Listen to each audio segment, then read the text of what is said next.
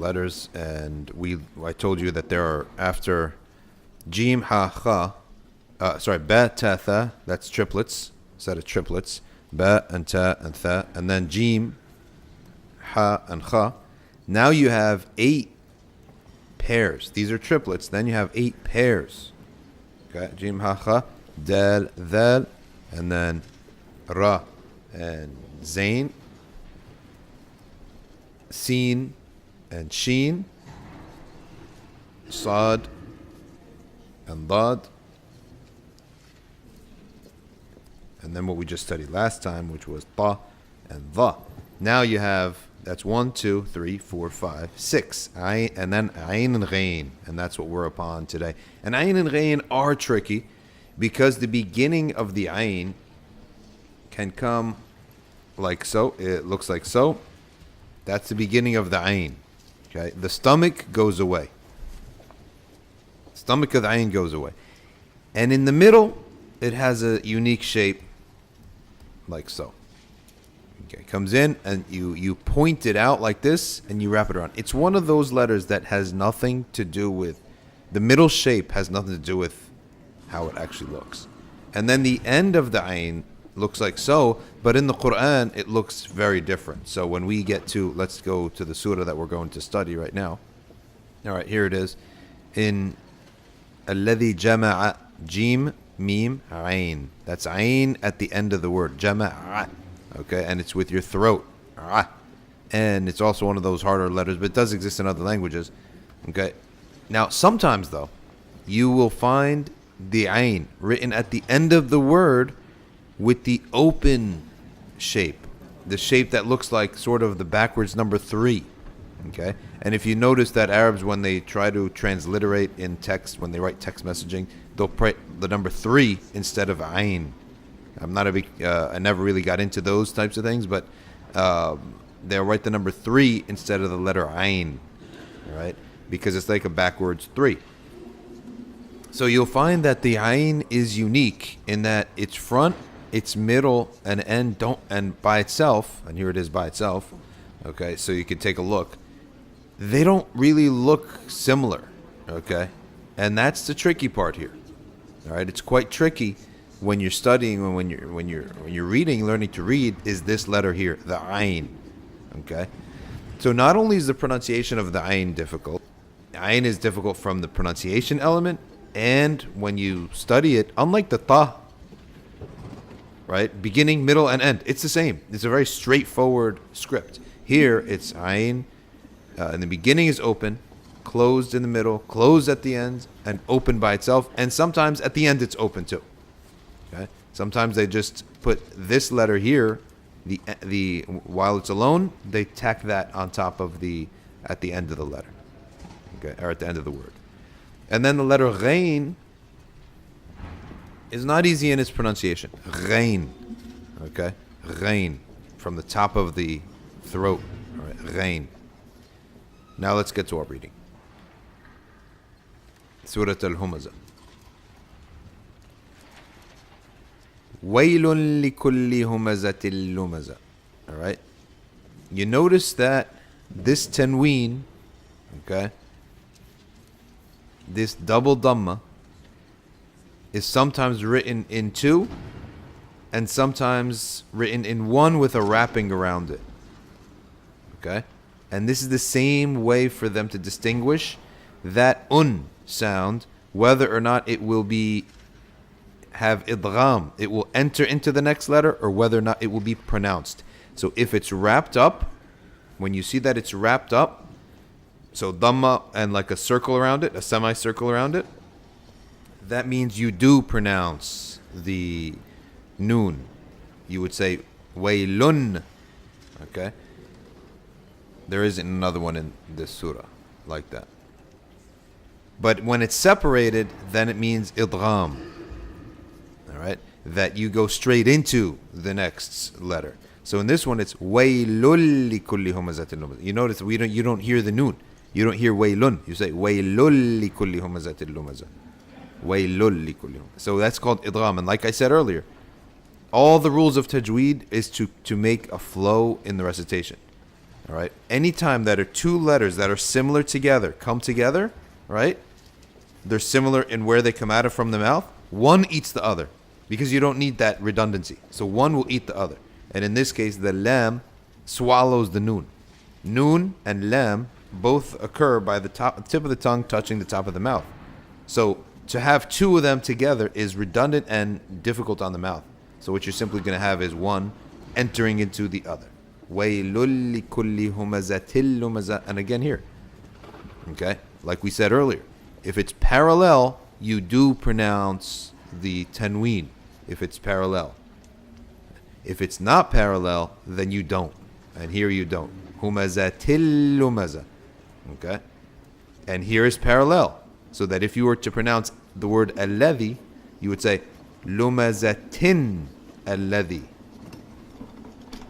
Reason being is that the noon sounds and the noon sound here is not from the same area as the alif. So there's no conflict. Right? There's no conflict. Like you can't have two of the same type of personalities, right, working together. They're not going to work together. Like if you have two go-getters that want to be in control and take risks, they can't be partners, right? You can't have two control freaks being partners. There's going to be a fight. So you need someone with a more laid-back attitude, and you need someone with a, someone who's more, you get your aggressive person, and you got your laid-back person, right? So you have they fit like a puzzle piece. Likewise, sounds, they need to be different. If they're different, then they could each be pronounced. But if they're the same, coming from the same part of the mouth, then one has to enter into the other. You can only have one. And that's the purpose behind what we're going to study in Tajweed. And we're here still studying the alphabet. But at least when we get to Tajweed, because I'm giving you these little teasers or these little intros about Tajweed, all right, how to recite the Quran, you'll be able to get it. It won't be too difficult for you. So here you got Humazatin alladhi. And remember, this is the wasla, means you don't say alladhi. So you would say lumazatin alladhi. The wasla here, this little sad, means you don't pronounce a. You go straight into it. It's a placeholder. Lumazatin alladhi. Okay? This is the word alladhi, which is grammatically called a wasla, which is a connector. Ism mawsul, which is a connector letter, and it means which or whom, depending. If it's not alive, it's which, and if it is a living thing, it's whom. In this case, it's whom. So waylun likulli humazatin lumza. Woe to everyone who backbites, okay, and makes gestures. What is al-lams? Al-hamz wal-lams is backbiting through gestures with your eyes, gestures with your eyebrows, with your face. All right. So it's backbiting without actually saying anything, just by your facial gestures, rolling your eyes behind people's back, etc., etc. الذي جمع مالا وعدده. Here you have two ayns. Okay. جمع مالا وعدده. Here again, the kasra is broken up. وعدده, and he counted his wealth. He collected wealth and he counted it. All right, it's good to have wealth, but I mean, is if it's leading you to be to go against, to feel that you're too bold, that you're bold enough to go against Allah subhanahu wa ta'ala, then you have a problem. So here's your ayn at the beginning of the word, and of course your dal. Two dals in a row, and you note the one that's connected you have to make the back first, then the seat, and the one that's not, you just make it as you see it here. يحسب, again, ya, ha tucked under the ya. يحسب أن ماله أخلده, that his wealth is going to make him go on forever, that you're never going to be destroyed.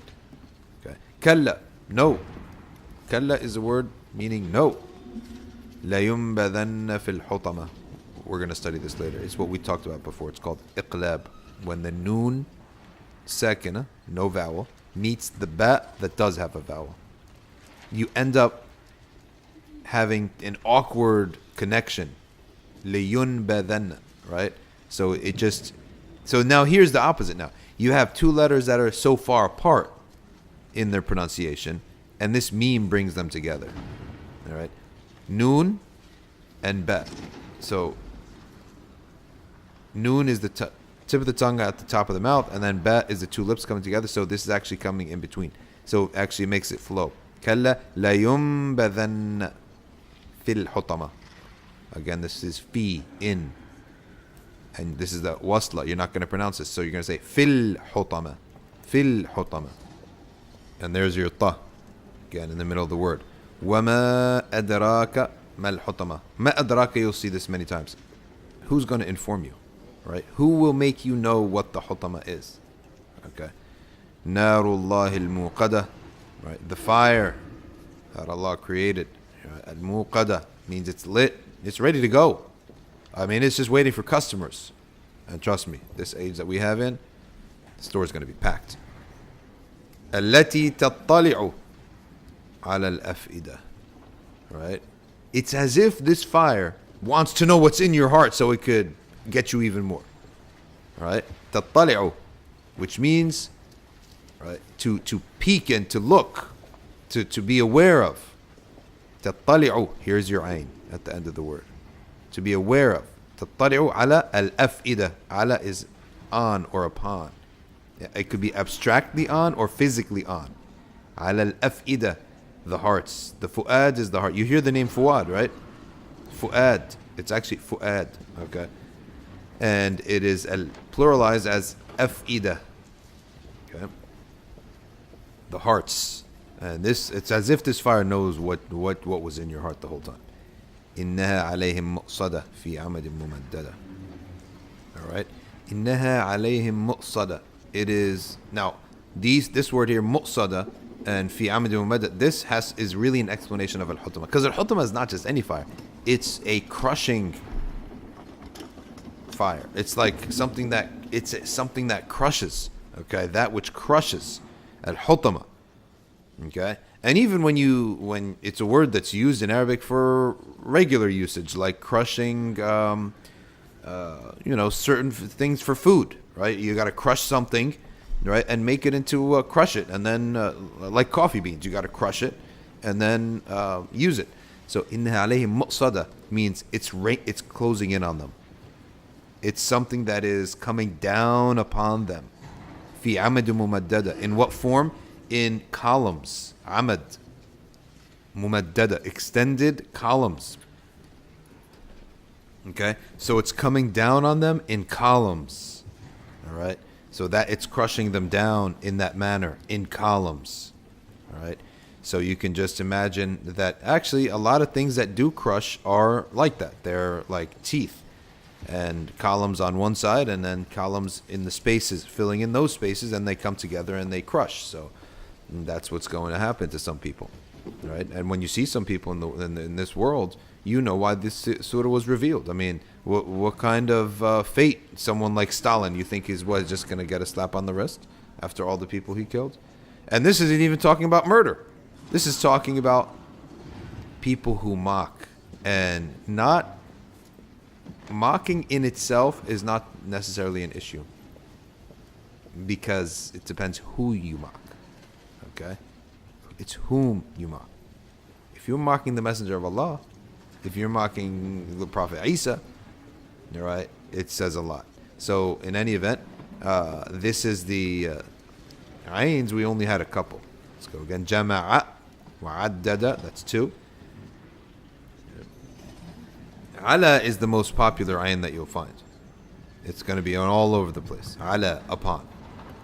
And we had Amad here, alayhim, upon them. Ala and him. So this is a great example of why you have something called alif maqsura, which is alif in the form of a ya. Okay? So the word is ala. Alright? But when you add a suffix, it becomes a ya. So therefore you're given the dual letter as is. You're given it in as pronounced as an alif, but it's in the ya and it's backup. Alright, so that if a suffix comes in, the letter ya is already ready to be used. Then it becomes alayhim. Alright? Upon them. Okay? Upon them. And muqsada we said is coming down. Okay? Alayhim. Let's take this surah because it's short. Wal asr. Ayn again right there. We haven't seen a ghain yet. Okay. Wal asr. Asr is the time. General meaning for time. Not like what time is it, but epochs or eras. So this is a asr. This is an era of technology, for example. Right. Innal insana lafi khusr. Verily the human being, lafi, this is lam of emphasis, certainly he is, for sure, surely he is. Right. Fi, again, fa, yeah. Lafi khusr, he's in loss. Illa, except. This is a very popular word you should know. It means illa, all right, or it means except. Alladhina amanu, those who believed. And wa'amilu salihat. This almost over 70 times comes in the Quran, this phrase. Amanu wa'amilu salihat. They believed and did good deeds. You have to do good, right, as well as believe. There's no point to believe and not do good, or vice versa. Doing good, but you have no iman in Allah subhanahu wa ta'ala. So why are you doing the good? Must be for the dunya only. Okay? Amilu, they did. There's the ayn in the beginning of the word.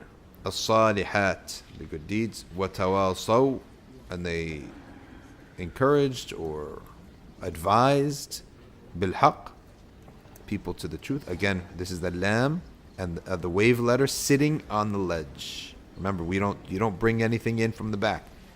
You the ha or the wave letter sits on this ledge right here. Bil-haqqi wa tawasaw bis-sabr. No other ayns. Tawasaw is to advise or recommend the truth and patience. Why is that? Because oftentimes when you say the truth, you get blowback, and therefore patience is needed thereafter. All right, so that'll be it for the ayn and the ghain. And of course, when we see the ghains going forward in the future, we'll point them out. But you realize you're starting to have a number of letters, and we only have a few letters left. So soon you'll know all the letters, and then it's just a matter of practice. All right, Assalamu alaikum.